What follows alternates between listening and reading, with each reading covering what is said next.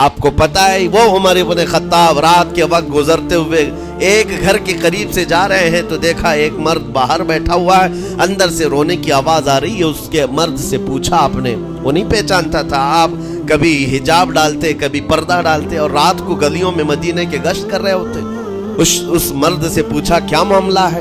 کہا کہ میری بیوی کے بچے کی ولادت کا وقت قریب آ گیا ہے، درد ذہ میں مبتلا ہے اور گھر میں کوئی نہیں ہے، تکلیف ہے۔ جانتے ہو حضرت عمر فاروق رضی اللہ تعالیٰ عنہ اپنے گھر سے اپنی بیوی کو، اپنی بیٹی کو، اپنی بہو کو بلوایا اور کہا جاؤ یہاں پر گھر میں بچے کی ولادت ہونے والی ہے، اس کی تیمارداری کا۔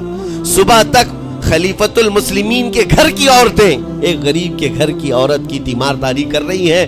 جب بچے کے ولادت کی آواز آئی، سب سے پہلے مبارکبادی دینے والے عمر ابن خطاب ہیں۔